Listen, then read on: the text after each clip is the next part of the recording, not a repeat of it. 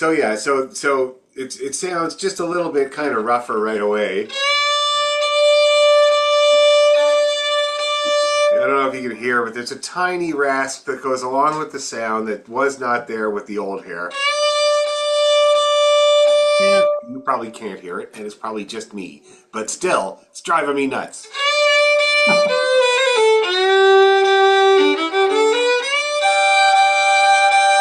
Now, it's still nice. It's really nice, and I still love it and everything, but it's different with the hair. And the one thing that it made me think as soon as I used it was, first of all, when I was thinking about the bow before, the old hair, it was a very, now this part here, this is where the hair spreads across, that's called the ribbon. And on the old one, the ribbon was very thin. Like, I don't think it was like, just one hair thick, but it was very, very thin. And on this one here, I don't know if you can see, but it's much thicker. Now, you can't compare it, but you can see there's a bit of thickness there to the hair. And it made me think right away of the violinists here in the city that I know that don't like John at Heinel and his rehairing job. And their number one complaint, there's only a couple that I know, and their number one complaint is too much hair, which is kind of interesting. And as soon as I started using it, I had this thought of too much hair on this particular bow. So maybe 60 years ago, the ribbon was a little bit thinner than it is now. But certainly, I wonder about that. I wonder if it's just a little bit more hair than I'm used to. But anyway, there you go. Can you pull some off? With that, Can you pull some off? I'm not going to be pulling any off. No, that's like pulling them off my head. Like, I just can't do it. Can't bring myself to do it.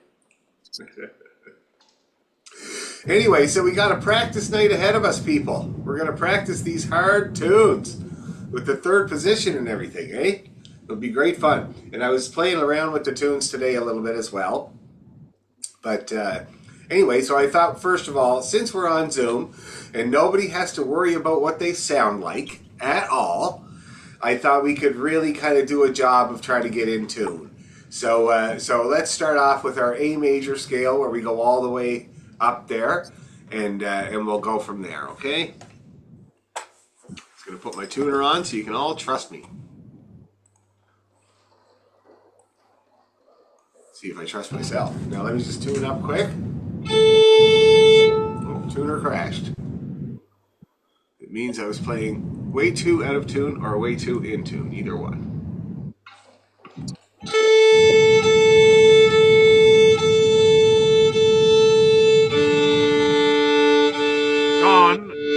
Dan, can you mute everybody? Okay, gotta mute everybody. Let's see. Mute all. There we go. Okay, so A major scale in 2.5 octaves. Let's have a go at it. Nice and easy.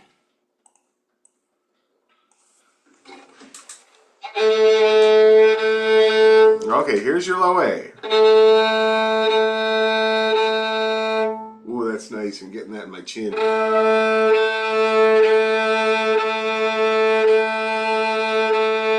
Okay, here we go. Ready, go.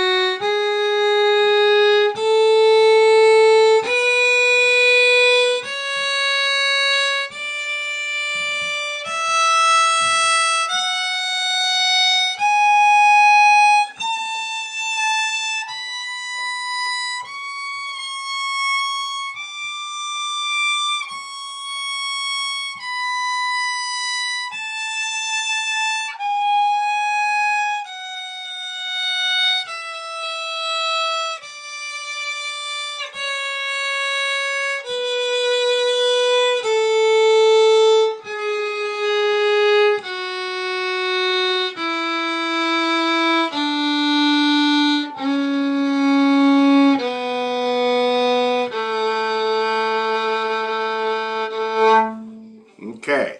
Now, I did pretty good, but again, at the top, I was a little tiny bit sharp. I had to correct. And just to go over the road map one more time. So we're gonna start at the low A. We're gonna go up. And then we're gonna, instead of playing the D on the A string with the third finger, we're gonna shift up and do it with the first finger. And go from there. Oh, there's Elizabeth. So it goes, let me show you again.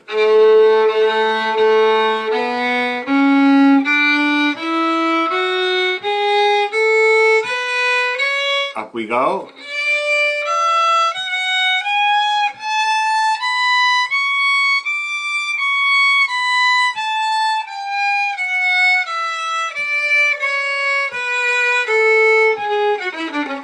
Okay, so that's how we're doing it. So we're shifting on the A string.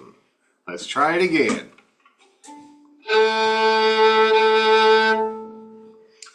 One, two, three, go.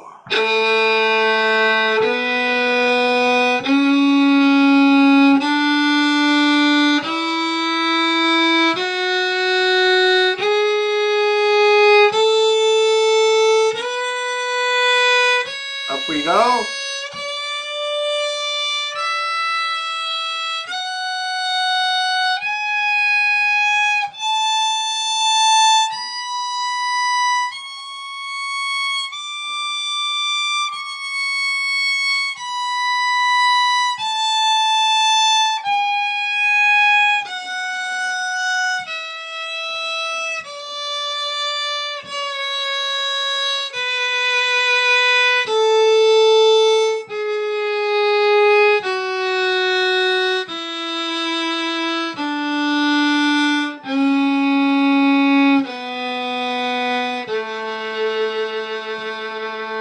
Okay, so I was better at the top that time. I was actually kind of bang on, but then when I came back down, it was not that great. And that's kind of a danger as well. When you come back from being up in third position, the best thing you got to try to do, I find anyway, is to go for that comfy spot that you're familiar with, okay? Because it's kind of a drastic move. You go down there, you might go too far, right? You might not go far enough. So try to get to that familiar spot. And I have a little, on my fiddle, at one time or other, the nut has a little crack in it. You can't really see it, but I can feel it with my thumb. So when I go back there, I feel for that little lip with my thumb, and I know I'm in the ballpark. So anything at all, any reference at all that you can use to get back to home base. Okay, let's try it one more time.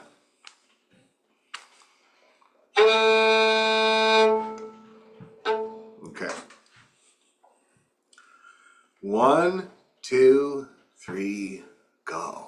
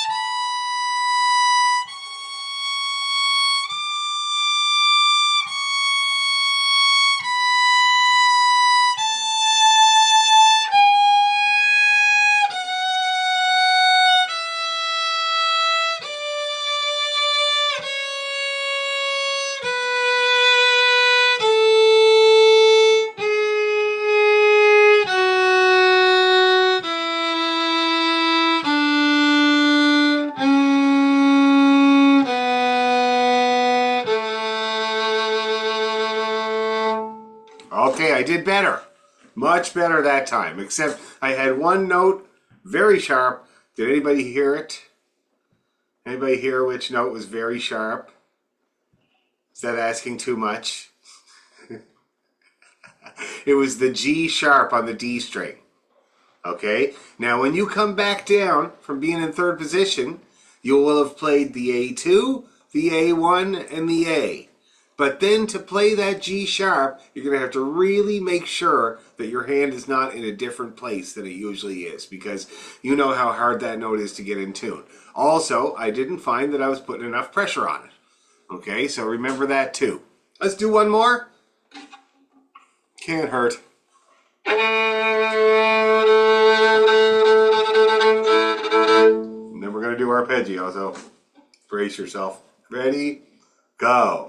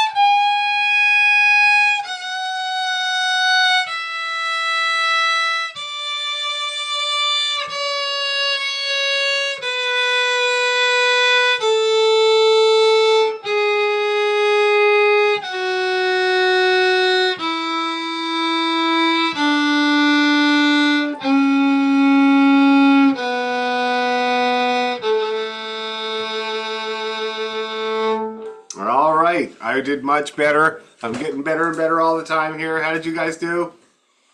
Getting there? Okay. Is there anybody that still doesn't understand how to go up there? Or has everybody really pretty well got a handle on that? Yeah? Okay, that's good. Now, arpeggio.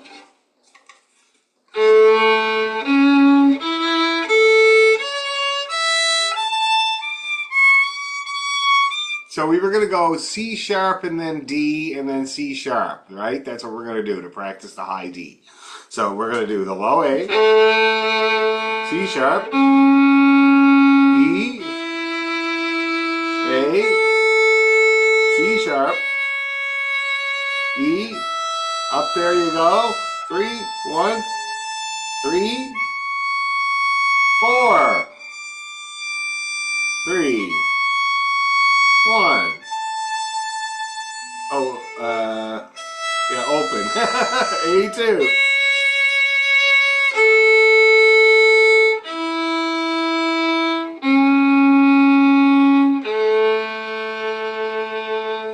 Okay.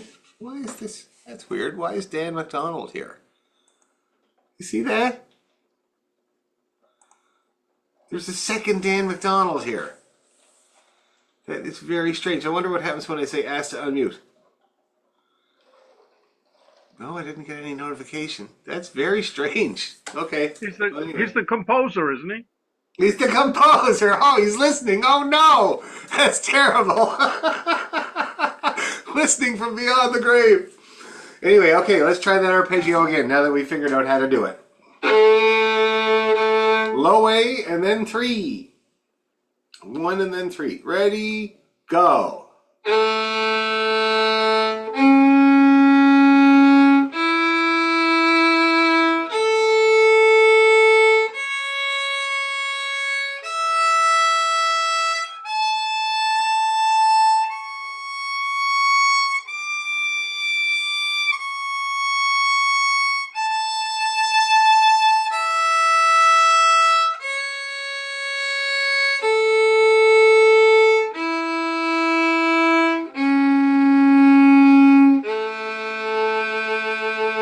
I bowled a perfect game. Woohoo! How are you guys doing? You getting more familiar? More comfortable? That's good. Okay, so now, just take a little kind of breather there. And then we're going to do scale followed by arpeggio. And we're going to go a little quicker. Okay, see what happens. We're just going to see what happens.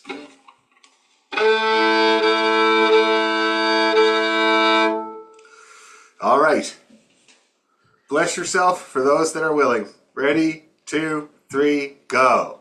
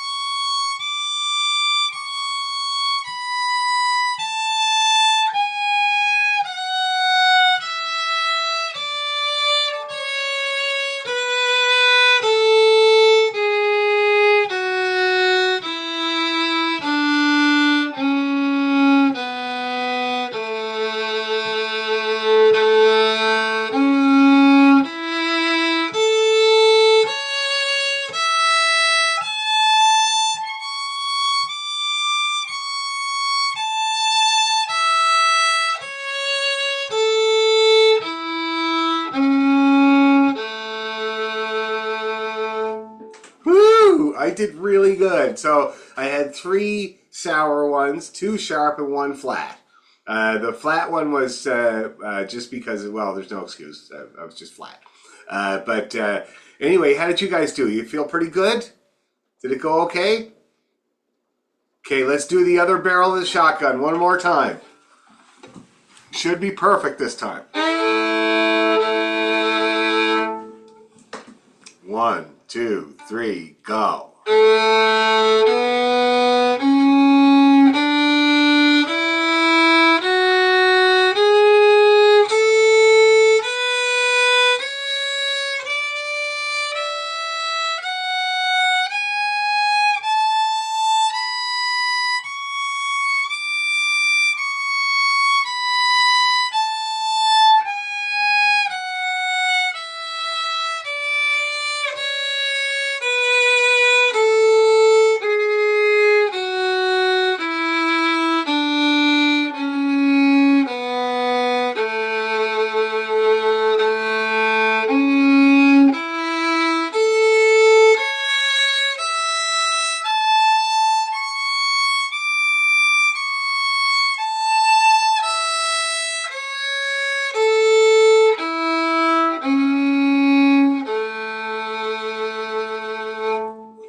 Woo! Not as good. That G sharp again, but I will master it, and you guys will too. I forgot to, I don't know if I did talk about, but I should talk about drop downs. Have I ever talked about drop downs for going to third? Oh, I have? Okay, so that's just to review. When you're practicing shifting at home, you can do this here little exercise. I learned it from a Russian guy a long time ago.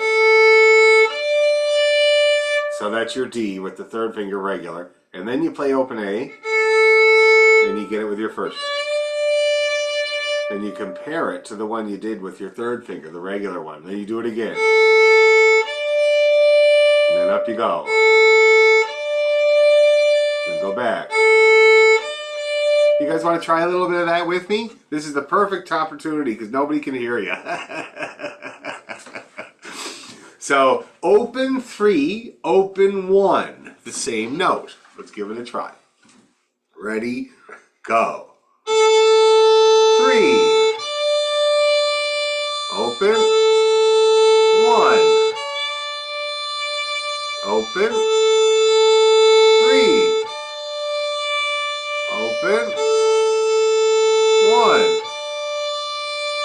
open, 3. Open, 1, open, 3, open, 1. One more.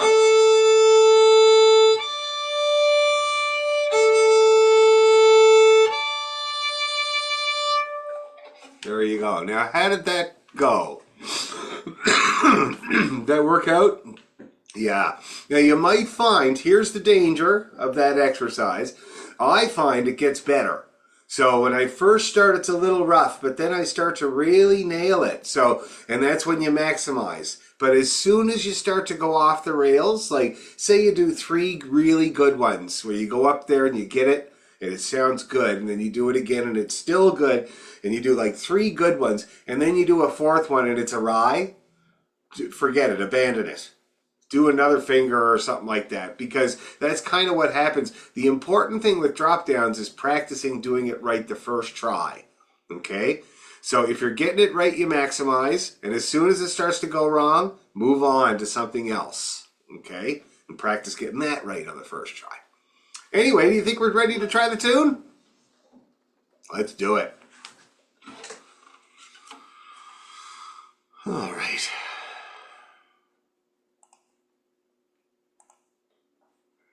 And McNamara's.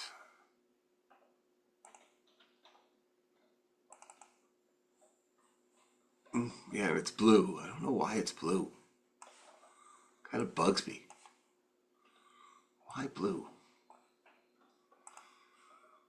That's just on the session. Okay, I'm going to go to the session in that case. And McNamara.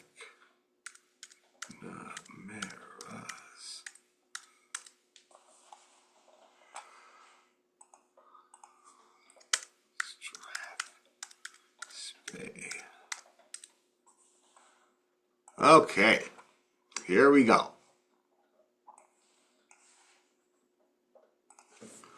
Somebody on the screen there.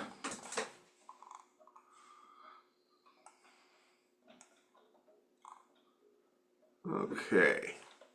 So let's go slow, shall we? Let's take our time and give ourselves a chance to get it right maybe once, which would be just great.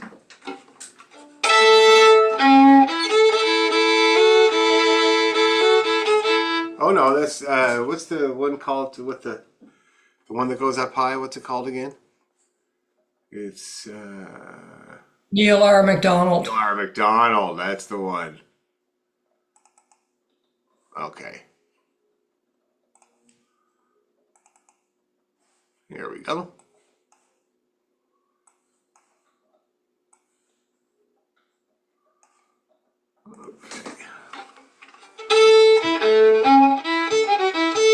Okay, let's go dead slow, guys. One note at a time. And hopefully we all come out the other end.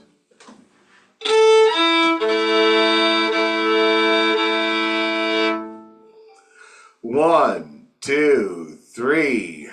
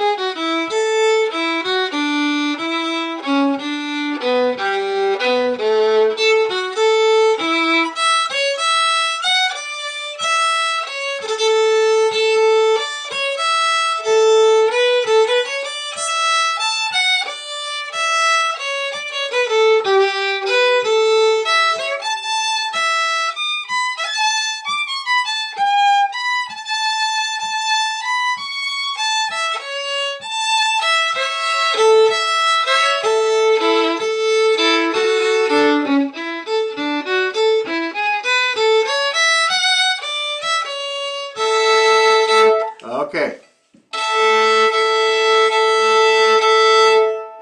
So let's go over that bar. Other than that, it's not that hard. It's just those couple of bars. So this is going to be now the third bar of the third line. We're going to do that slow and deliberately.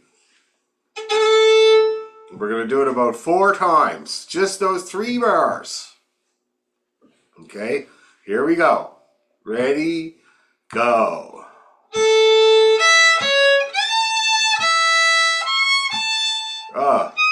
Oh, that's right. That's an E. That's right. Okay, try it again. Ready, go.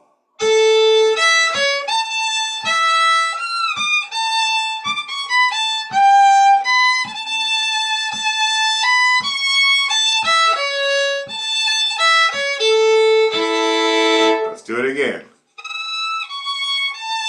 So that's 4 stretched, 3, 1. Okay, let's just do those 3 notes together. So go up to 3rd position on the E string. There's your high A. And let's play the high E. Okay, that's your 4th finger stretched. Now your 3rd finger regular. And then the 1. do that again. 4, 3, 1. Let's do that again. 4, 3, 1. One more time. Ready? 4, 3, 1. Okay. Is Mike flat, Marie? Is you were giving him a hard time because he's flat?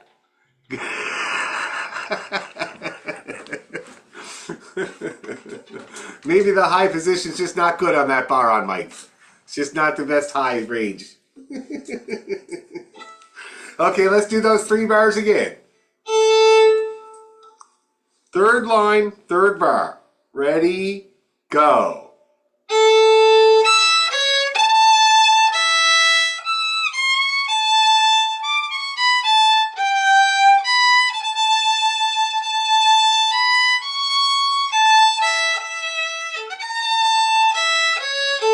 Okay, now that was much better. I find the hardest thing is getting that 3, which shouldn't be hard. It's just a regular 3. Let's do it again.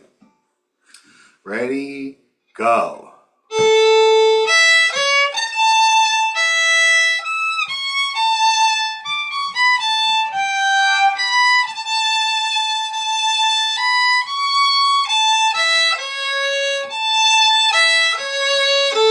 One more time, that was much better for me. Ready, go.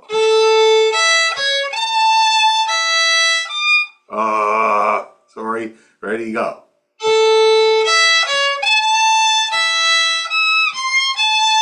Oh, terrible, my God. Do it again. Ready, go.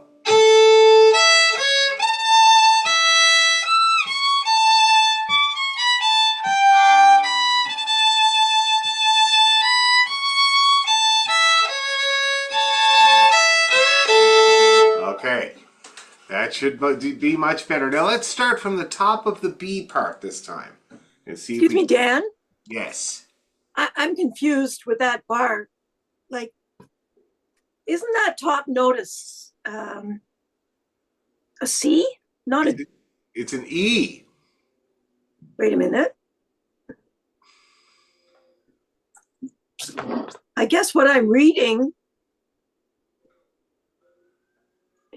maybe I have a different version or something. It's a C, and like there's a high. I'll check the other version. We're using the version that has chords. Oh shoot! Okay. Using the version that has chords. All right. That's going to be a high E there. Okay. Thanks. Okay. Yeah, I remember that. I remember. Yeah. Okay. Oh, I understand. Okay, let's try her from the top of the B part, people. Let's see how we do. And slow. No reason to be fast. Ready, go.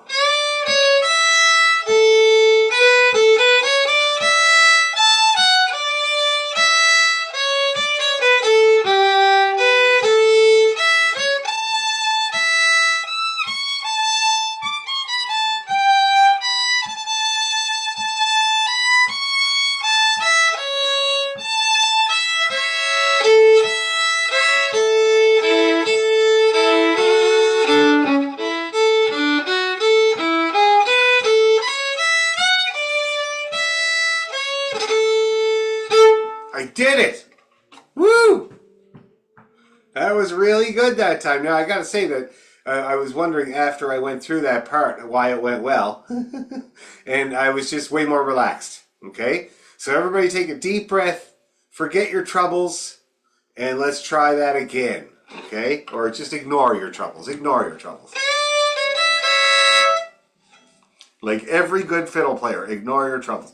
Ready, go.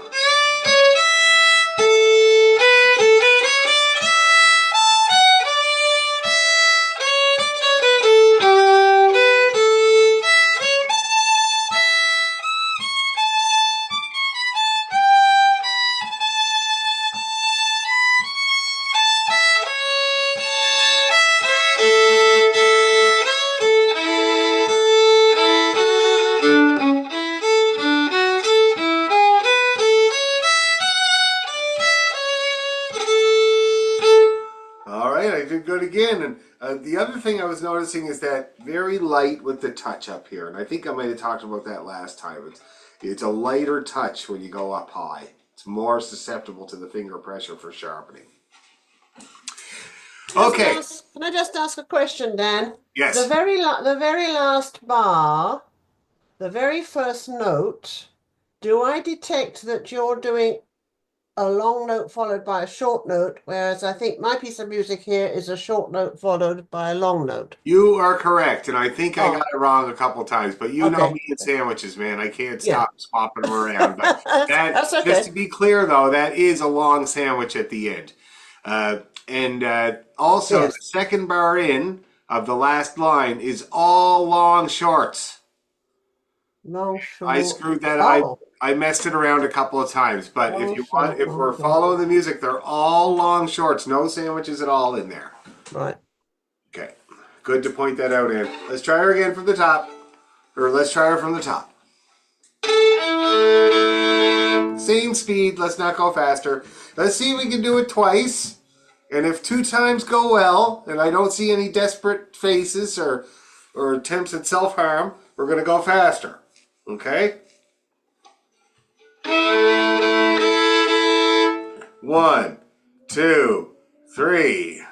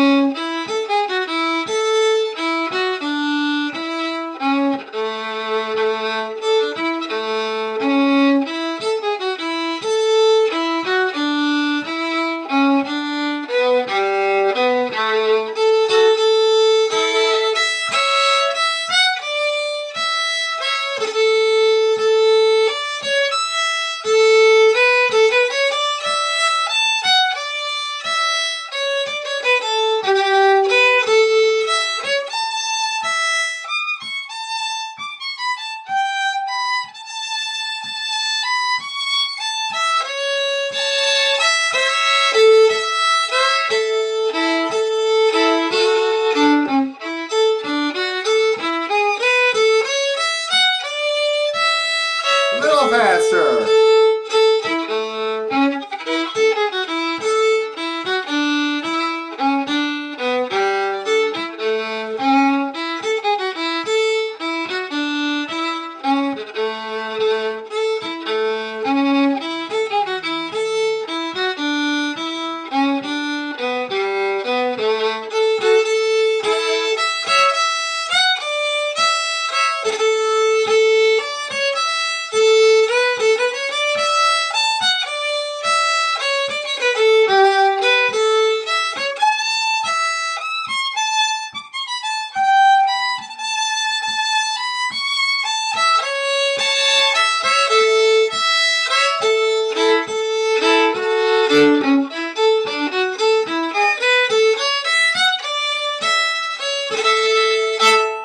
Woo-hoo! Okay. Now I did pretty I have good. a question. I have a question. Yes, Wendy. In the second part, on the very last line, when you come down from the B, C, down to the A, but then there's a G there. And I'm hearing a G natural, but I'm in my music is a G sharp. So I'm not sure which one. But throughout the music, there's both. So Yeah. could be either. But I hear a G. I hear you playing a G natural. Okay, and this is where again? Hmm? Where at in the B part? The very last bar of the second, like uh you know where you go up to the first, like the up high, Yeah. and you come down that little run of 4 notes, I see that. and then there's a Yes. G there, and I hear different G's. Yes, What? no, you could be right. What am I doing? Because there's no No, sharp next to it. but throughout the piece, there's G naturals, so it could be either, right? It could be either because the now Yeah, you know the deal with G natural and G sharp in the key of A with Scottish music. The G natural is yeah, the bagpipe scale, right? yeah, So once in a while they just do that. Now let me yeah. see what I'm doing because you make a Okay, very good point because there's no sharp next or yeah, there's no natural next to it. yeah. So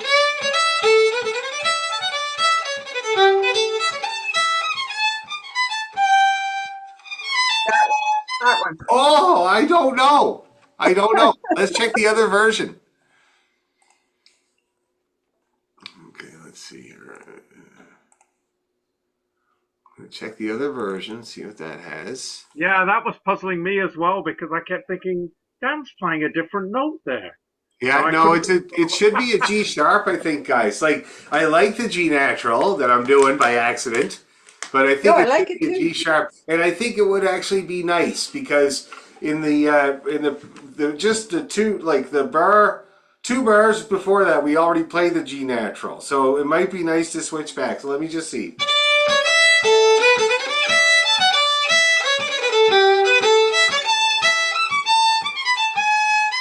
Yeah, let's play G natural. Sorry about that. G natural. Okay, Yeah, great. I can Thank you. see people playing. Sorry, no. Sorry, G G sharp? sharp. G Okay, great. sharp. Okay, thank you. I meant in the key. We're playing in the key, not an accidental. A G sharp. Because we're already playing G natural 2 bars before, and I think it'll be nice. Now, I would guarantee that when people play this tune, even Dan R, they're going to be swapping that back and forth. G sharp, G natural, G sharp, G natural. Probably when they're feeling in a prickly Scottish mood, they play the G natural. You know what I mean?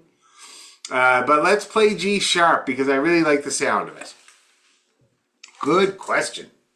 Dan, pickup note is an F, not an A. We changed that at the beginning of the song. An F. Okay, yeah, for sure. Yeah, an F. Okay. Okay, cool. Shake out the shoulders. We're doing it one more time.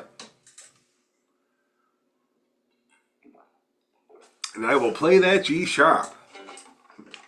And the pickup to the tune is an F. Sharp. Okay. 1, 2, 3.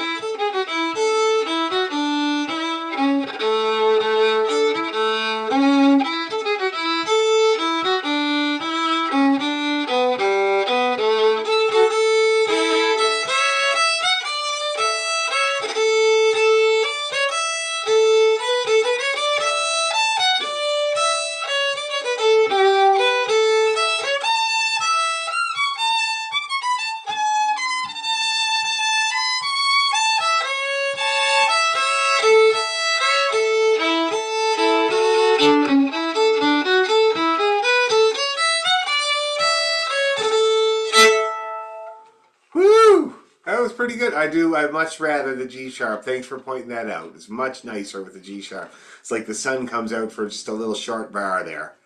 And then it's back to the misery. Good Scottish misery. Okay, so we're going to put that on the back burner now. We're going to move on to the next one. But good work tonight, guys. I'm so happy you guys are willing to go through all this and get these hard tunes. It's great. Another fun fact about the bow. So, has anybody here got a bow that has like a fake whalebone grip? Is there anybody that has the whalebone grip, or does everybody have a silver and leather grip? Silver and leather? Okay, well, let me show you. My dad's bow had the whalebone grip. Of course, it's fake now, but they still use it. But this is so, when you're getting, the modern bows, they basically come with two grips, the regular silver and leather grip there, and that's what most of you guys have. And then we have this one. You recognize that? Yeah. Many people have that. It's not as common, but it is common. And that's a whalebone grip. So it's not real. It's plastic, but it's meant to be the same as the whalebone grip that's on my 1830 bow. And you can see that it alternates black and white, baleen there. Black and white, and there's no gaps. So on my hill bow is the whalebone grip, but it's just black. Here, let me turn on the light here. There we go. Yeah, it's just black. There's no white. And where the white should be is nothing. Just gaps. Okay? Now, I have come to love the gaps like you wouldn't believe. They're awesome. Like, my fingers can pick up on it. There's always something to grab onto with my fingers there. See that? And I was telling them that at Heinel. Like, they said that they haven't seen a grip like this without the white. There's always white that goes along with it. And this is the only one they've seen that doesn't have the white. And I was saying how much I like it. And they understood. They were like, on the up bow, like, it's really handy. So, and they might do it to my German bow. But Andreas figures that the white part fell off. Came off at some point in history. And that's why there's only black. But I'm looking at this, man, and it doesn't look like anything came off at all. Like, it looks pristine. See that? And they were puzzling about it. Why would there only be black? And I thought maybe they just didn't have any white baleen that day in 1830. And your man was like, do it anyway. Just do it single. Nobody will notice. When I noticed, and it's awesome. But I thought that was an interesting fact, because I certainly have seen plenty of these bows, but I've never seen one with just the single, with the gaps. And neither had they. Dan, I have an old one that has black and it looks like gold. That's probably baleen too. That looks like baleen as well. Yeah, I don't think it's a very good bow though. It's P&H London. I don't think it's worth. Yeah. No, it's probably plastic. It looks plastic. Yeah. Like, on Dad's bow, it's plastic. You know what I mean? It doesn't sound very good, so I don't use it. Oh, really? Yeah. Not me. It's the bow. Of course. It wouldn't be you. Why would you put that on yourself? Don't do something like that. There's so many bow makers in the world that we can blame things on. Why would you do that? Okay, let's hit Ann McNamara's. Everybody's looking, puzzling at their bows now. It's good. It's a good thing. Take a good long look at that bow. Okay.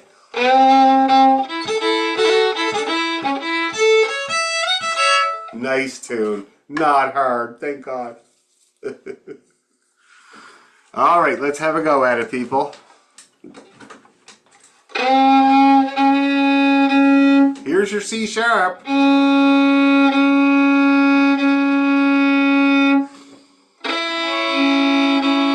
That's a hard double stop to do. That's G3 and D1. It's only a third, but with the stretched finger, it's a hard one to get into. Very useful in country music. See that? You can do kind of... Very useful. But anyway, let's do it. Not too fast. 1, 2, 3, go.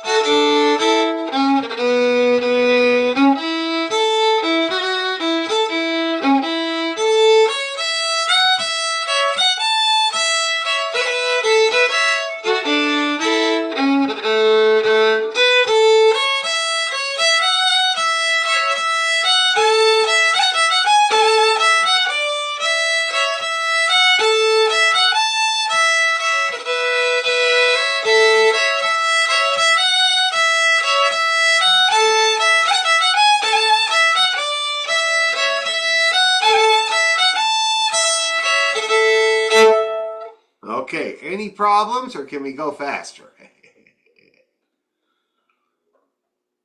Faster. John wants to go fast. Easy for you to say, chord man. Okay, let's do it. Let's go a little faster.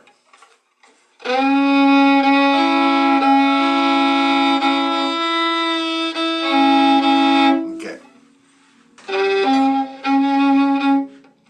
1, 2, 3, go.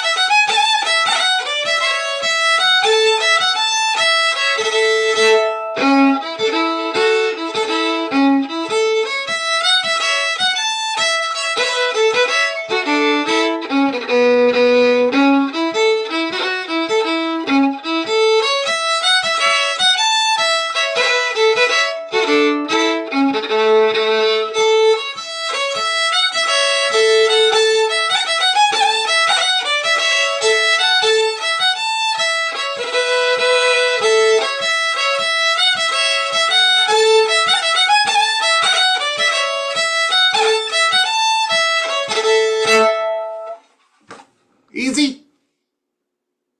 Good. Okay, let's do the both of them now. Oh, and do you want to take a break tonight or do you just want to end early?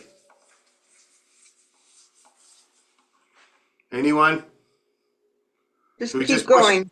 Keep going. Let's just keep going. Okay, we'll end a little early. Okay, so let's do it. Let's do the two strathspeys together. 2 times each. I do have a question. Yep. Ann McNamara, 1, 2, 3, third bar in, top line. You're playing short long, and it's written long short.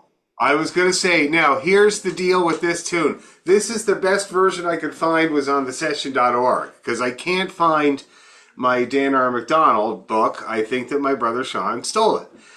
So I'm going to call him, and I'm going to get him to take a picture of this strathspey for me, because I'm pretty sure that that should be a short long in there, but I'm not positive. So I'm going to get him to take a picture of it and send it to me, so we can make sure of the rhythm of those cut and holds, because I'm just not absolutely positive. Okay, you make a good point there, Darwin, but I'm pretty sure it's the short long, but let's not worry about it until I get the definitive word.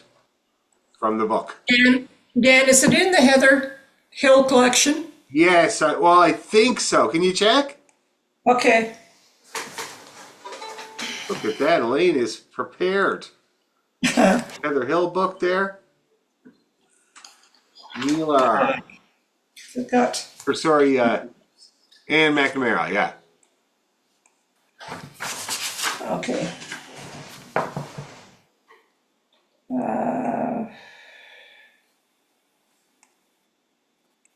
Yeah, it's in here.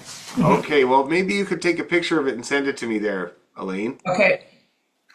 and we'll consult that. Now, in the meantime, let's have a go at it. Let's do the two of them, and we won't worry about the cutting holes until we get that. So, 2 times each, about that fast. About there. Should do it. Jeez, and it's just still howling out there. Whew. Okay, here we go. 1, 2, 3.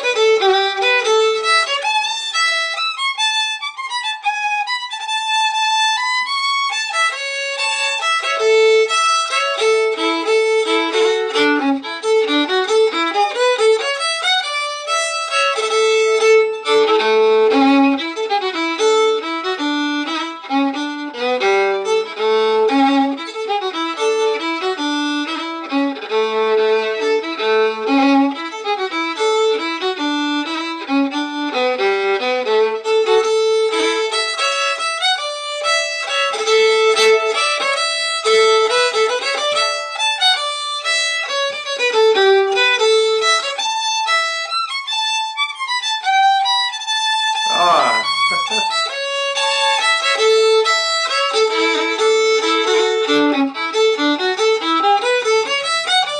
Here we go.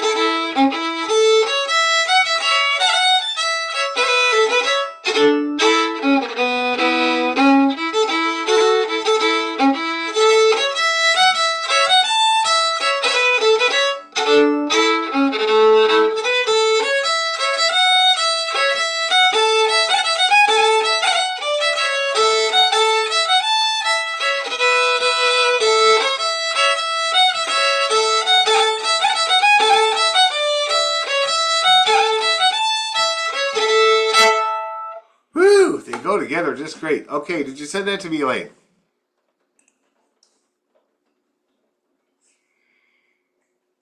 Hold on here. Do.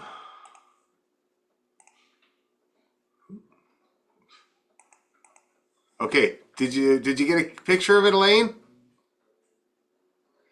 I did. I'm just in the process of trying to send it to you, Dan. Oh, okay, cool. Now I wonder what it's like with the cut and holds there. Did you do it on your phone? So you can just text it.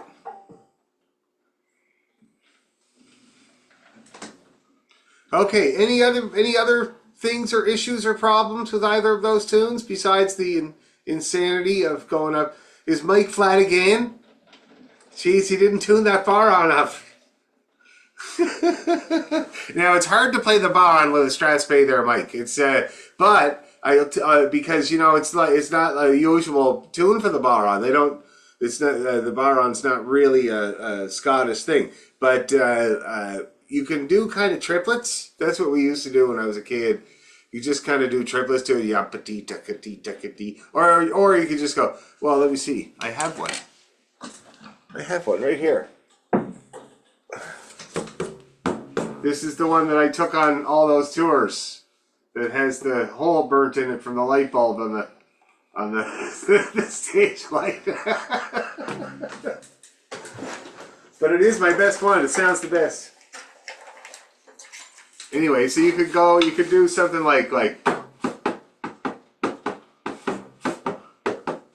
right? But you can also just kind of do some triplets.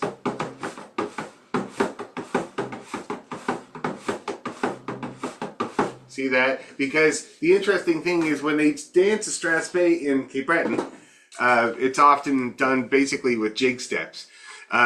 This Saturday, me and the boys played for the Amadeus Choir in Toronto, Lydia Adams, and it was just a terrific program that she put together. And she had this lady, Rachel McKinnon. She's from Sydney, but she lives in Barrie now 20 years. And so she step danced with me. And we did the King George set, which was pretty cool. And geez, what a great dancer. But I noticed that when we were doing the strathspey, it almost looked like jig steps, kind of like jickety, jickety, jickety, jickety, jickety, jickety with the strathspey. And we were doing King George, so it was quite a clip, quite fast. And when you get going fast like that, you can really do it in a jig style. Anyway, okay, so I have the truth from Elaine about Anne McNamara, and I'm going to play it and see how far we're off. Okay, that sounds right.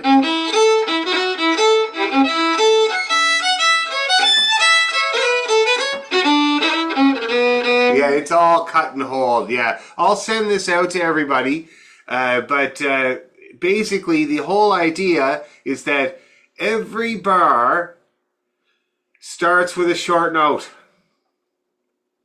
Okay? In Anne McNamara. You can make the change if you want, but every bar starts with a short note. So, dicka, short, long. In the A part. In the B part, we got long, long, long, dicka, dicka, long, long. The 1, 2, 3. The fourth bar starts with a short note. And the last bar starts with a short note, but everything else starts with a long note. Okay?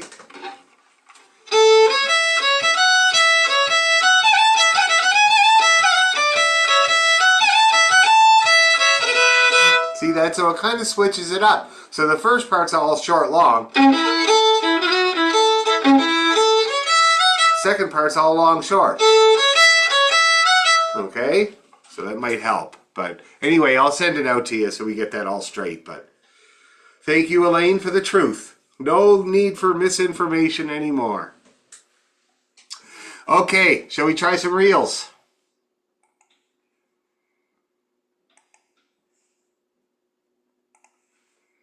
Oh, and we're going to attach the Glencoe March to the beginning of this set too. So everybody already plays it. It's a great tune. All right, so we got Mr. Dow, and what's the other one? The Reichswald Forest. Oh, and you figured out the chord there, John. That's great. Yeah. E flat. Now, Brian would get through that by using a capo. On Saturday we played a set. I can't remember what set it was, but he had 2 capos on the guitar.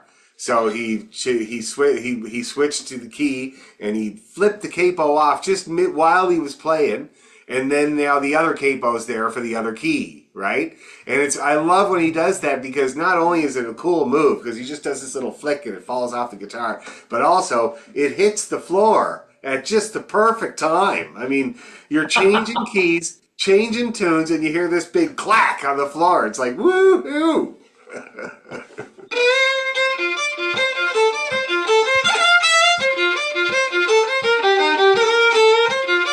Let's try it, not fast.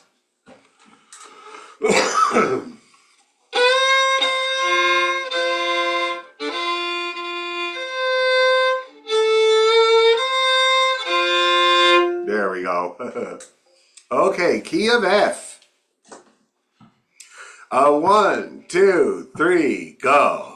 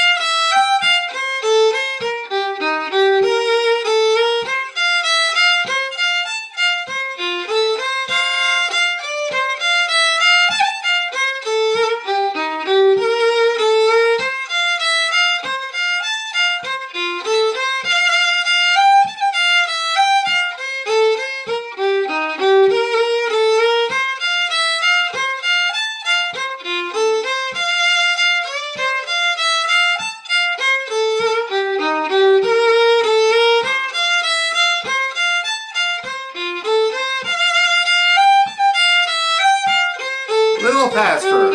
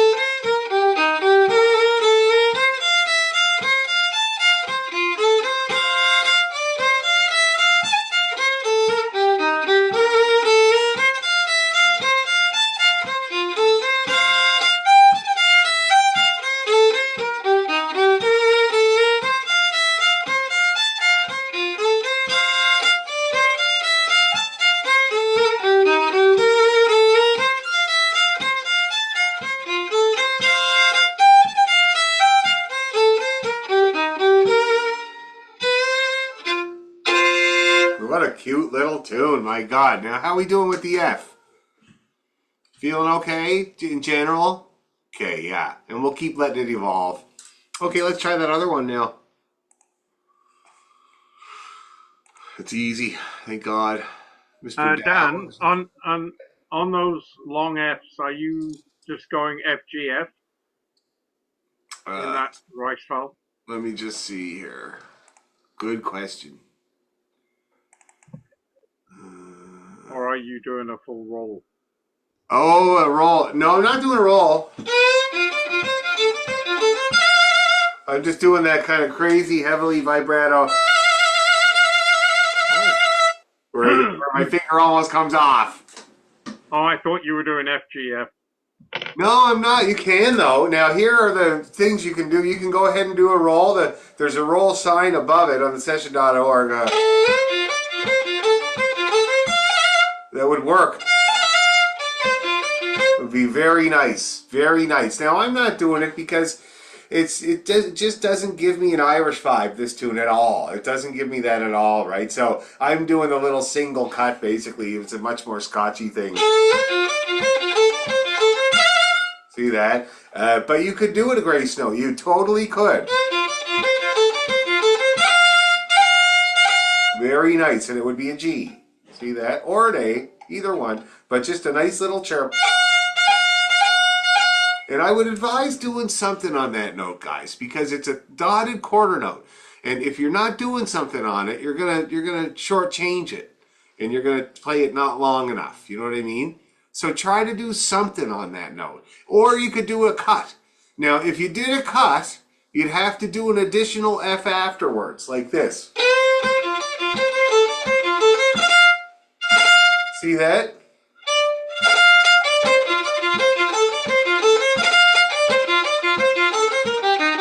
Because a cut only takes a quarter note to go by. So you'd have to add one more little F. But that would be fine too. So you do whatever you want, but do something. Good question, Bill. And there's 4 of them in the tune, so you do kind of have to have a plan, otherwise it's going to get boring. Geez, do you guys hear all those bass frequencies happening in my house? We have a in the basement apartment. We have a cellist right now, and he's from Florida. Oh my God, is he ever a gorgeous player? Holy jeez! And he must have a beautiful cello too, because I was listening today. It's just beautiful sounds coming from down there. And so right now you're getting tuba and cello at the same time. So basically, I'm worried about my foundation.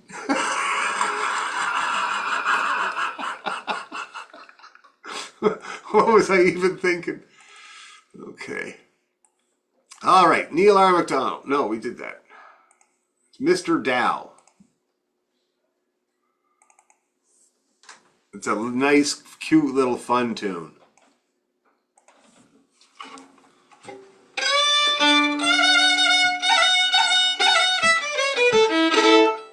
Okay. Not too fast, though. There's a couple of surprises in it. Let's just take her nice and easy. Okay.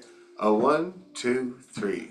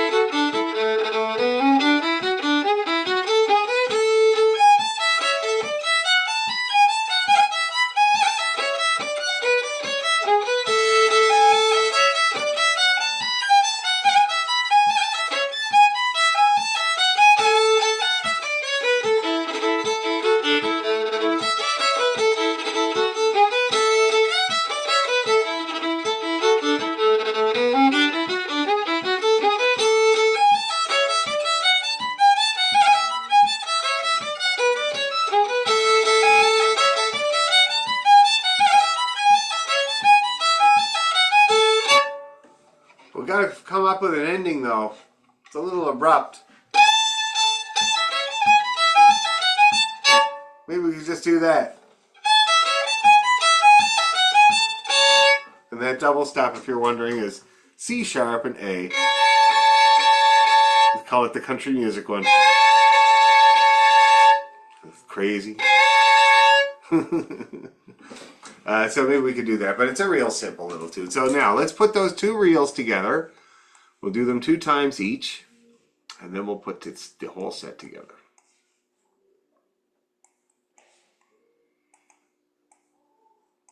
There we go. Dee-um-pa-dee-da-lip-do, yum-pa-dee-da-lip-do. All right, Reichsval. Geez, we had such a nice session last night. The bar was not full at all. Maybe it was because such a beautiful day. But and there was 6 of us musicians besides well, 9, I guess, including us.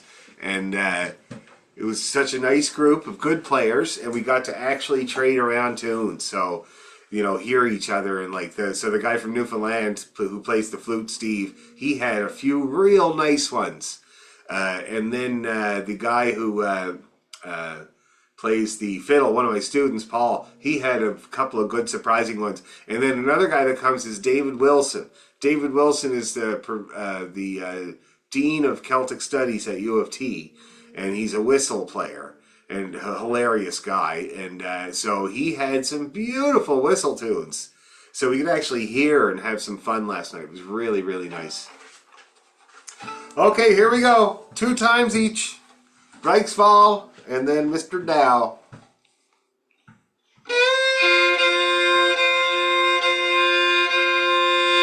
Okay.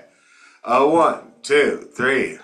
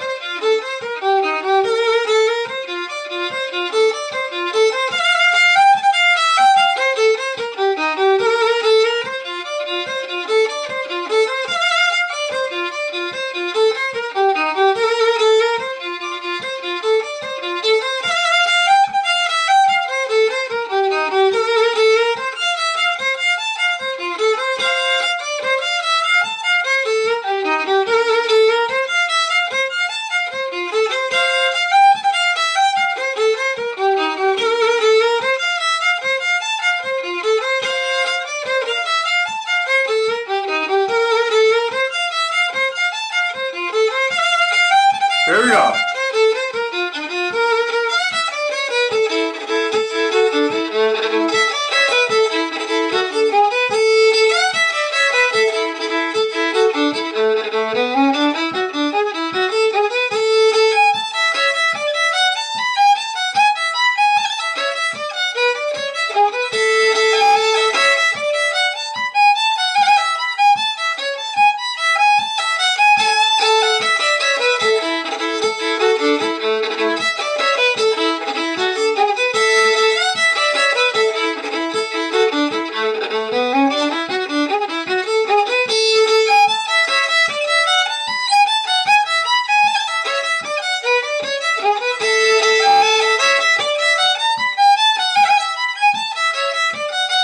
Whoa!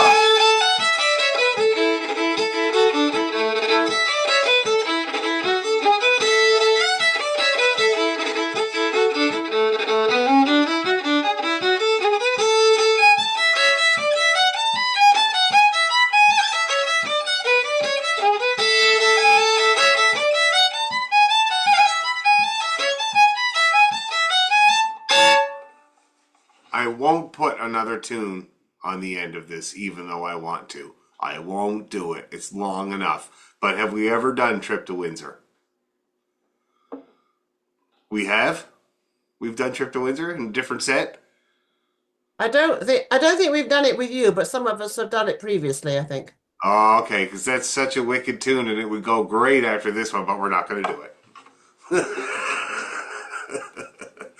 Okay, so before we put the whole set together, I'd like to review the Glencoe March, because I know everybody's already done it, but let's have a look at it. So I don't have a... I have to get a copy of it here. Maybe it's on the hard drive.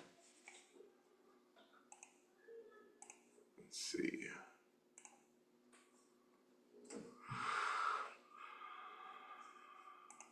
Glencoe March.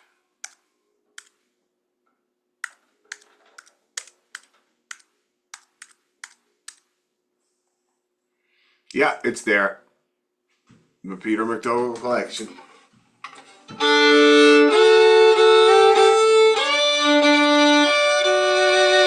Great old tune.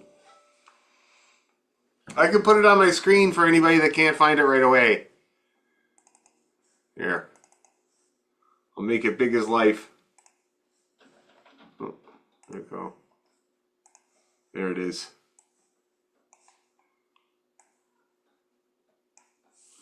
All right, that nice and clear? Let's give it a go. For old time's sake. Okay, here we go. 1, 2, 3.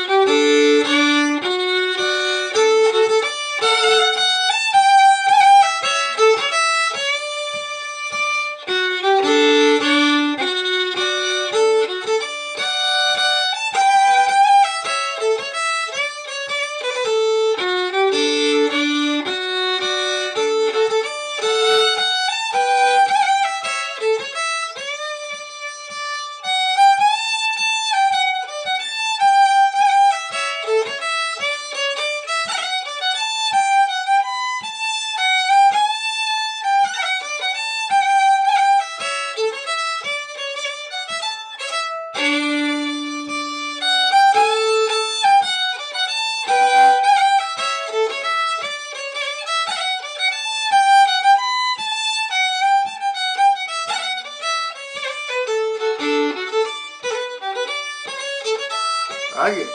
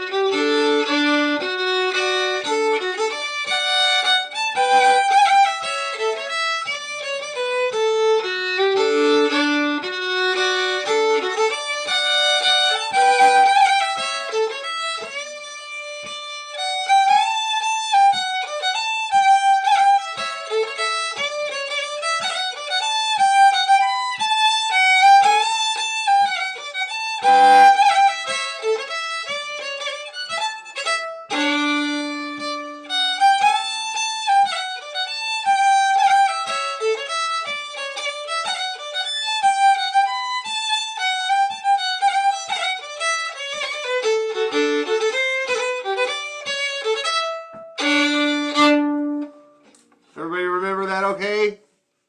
Yeah. Great old tune. Okay, so let's see if we can put this set together then. I have to get them all up on my screen here so I don't improvise.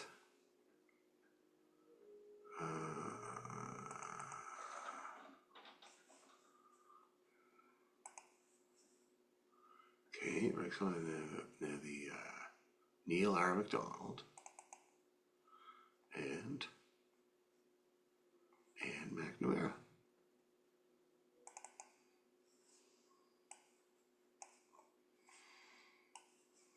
Okay.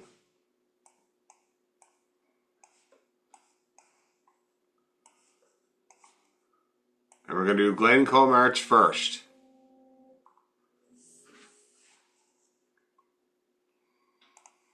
Poor Jennifer's desperately trying to learn this opera music because she's going to be on stage with the opera for this particular one. They call that the banda part, where you actually have to be on the stage in costume and everything. She has a costume. She's going to be a soldier. But the problem is that you have to memorize the music because you can't have your music on the stage because it's not in the play or whatever. So she's not used to that, as you know. And so I was talking to her and I was like, well, why don't you just learn it by ear? You know, play it and record it, read it and record it and then learn it by ear. And she said, well, I would, but it's atonal. And I'm just listening to it now. Like, it would be pretty hard to get that in your ear. You know what I mean? Like, it would be hard to make sense of this, whatever this is. But anyway, it's modern music. Okay, Everything twice except the last tune. Let's do 3 times. Mr. Dow. Mr. Dow will be 3 times because it's so short and so cute. Everything else is going to be twice, including the Glencoe March. Oh. Oh, wow. Dee-dum-dee. Okay, here we go. Let's go for it. Glencoe March. 1, 2, 3.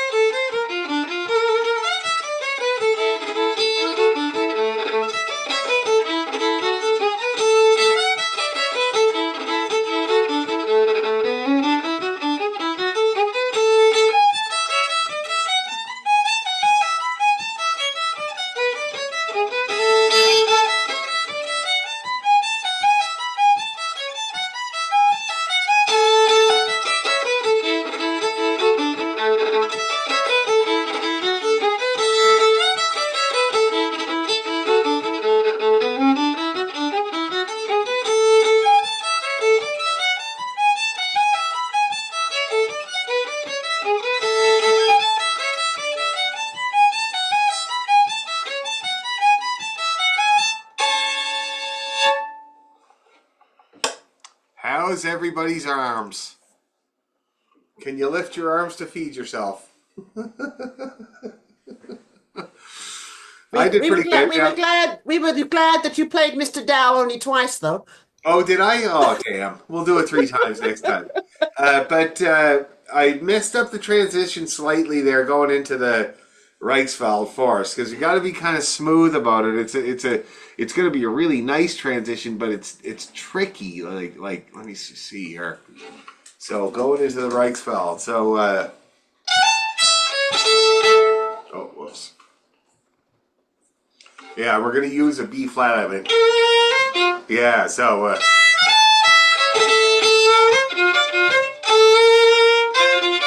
that's what we're going to do. So let's practice that. So what we're going to do is the last 2 bars of Anne McNamara, and we're going to go into Reichswald.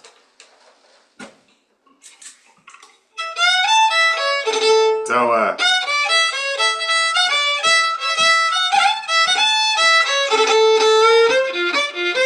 oh, it's going to be nice when we get it. Okay, let's go slow. The last 2 bars of Anne McNamara into Reichswald. Ready, 2, 3, go.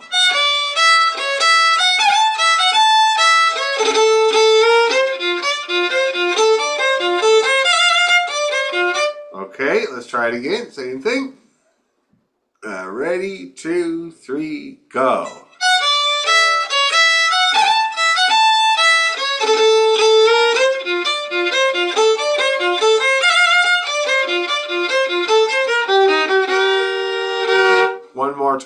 One more time, just to be sure.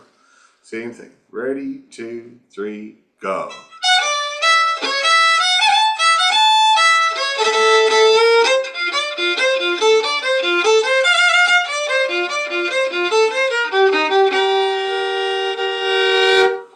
Did that work?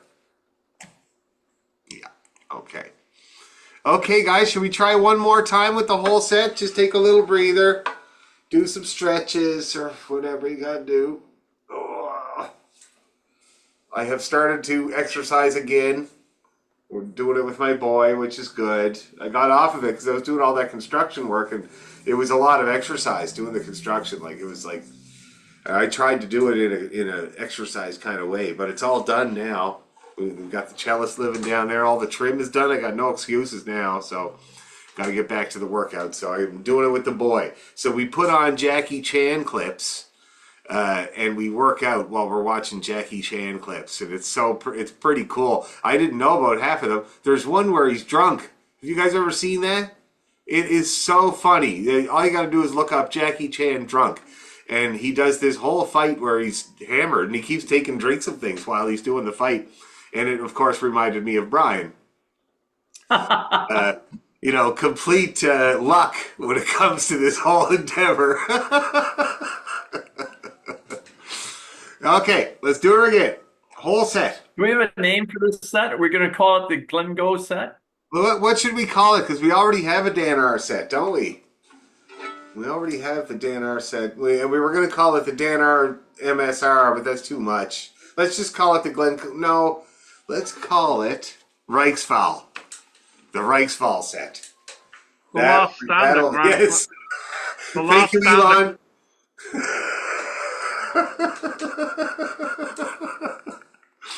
Okay, let's do it.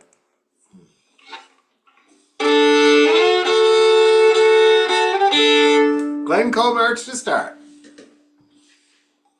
And I might up the tempo slightly on the reels when we get there. So just be aware, okay? Make sure your safety belt is fastened. Oh yeah. 1, 2, 3.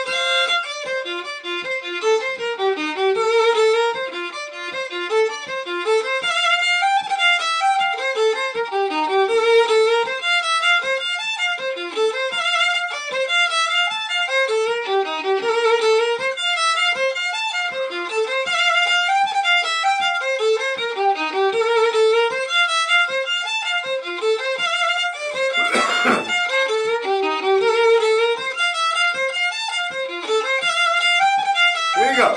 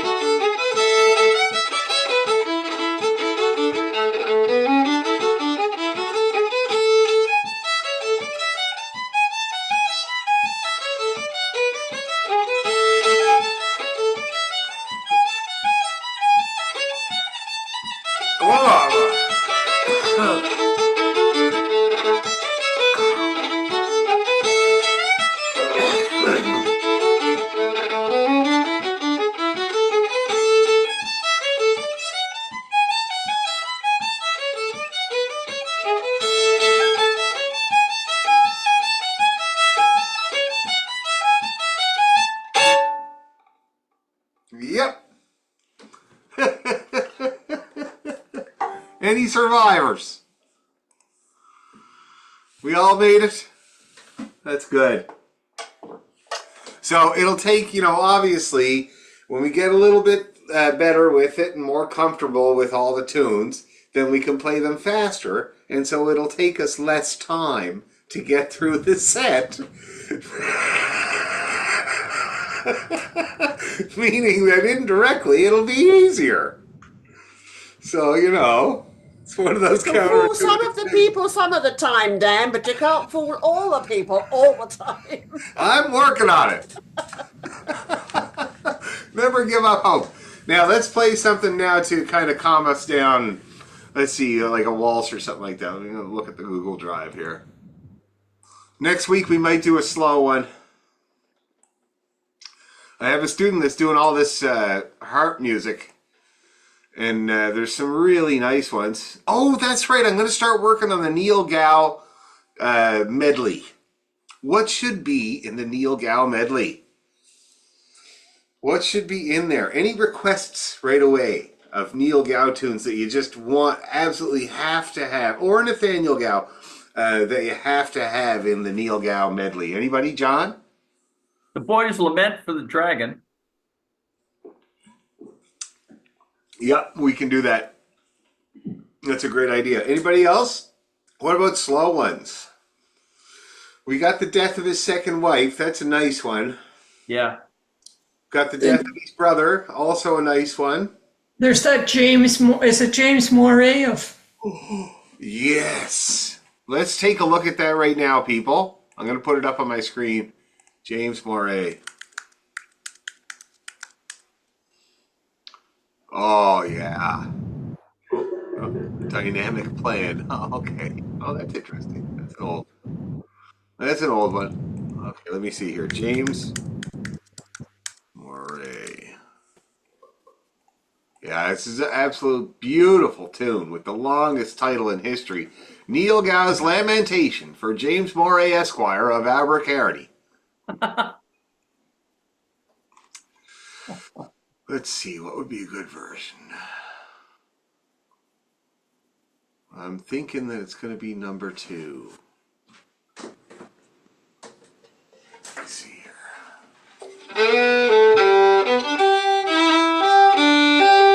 Oh, yeah. What's that?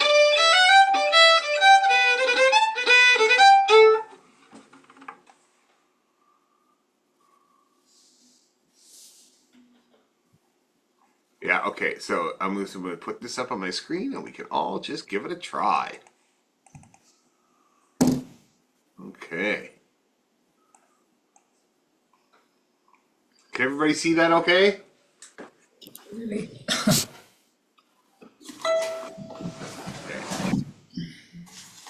Okay, we're going to give this a try. Beautiful tune, my God. Okay, 1, 2, 3.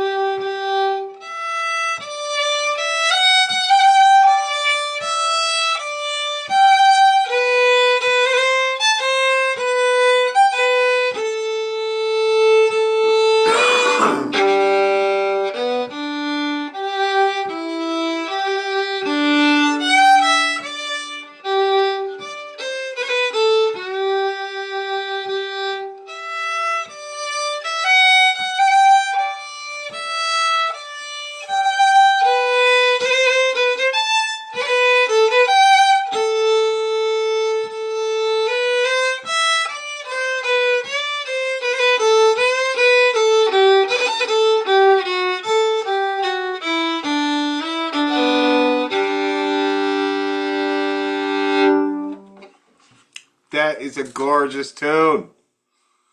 I definitely think that should be in the medley. Definitely. Let me just take a look at the...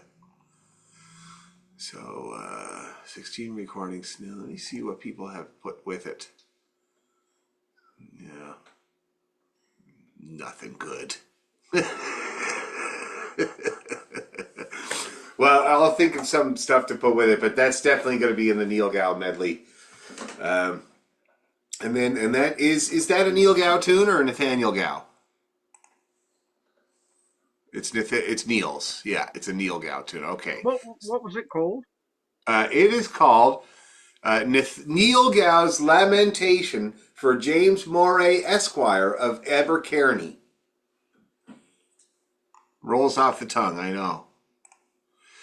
Now, the other one is, I was just thinking right away that it would probably be good to go into the Lament for his brother. So...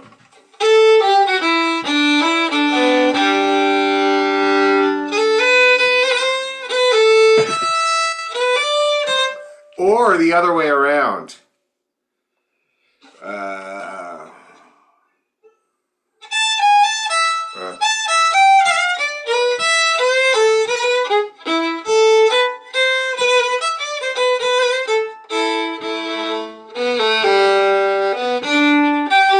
That's what we'll do. Okay, yeah, so we'll play the Lament for his brother, and then we'll go into James Moray. Okay? And then we'll see about... What was that other one that you mentioned? Somebody mentioned? Neil Gow Jr. tune?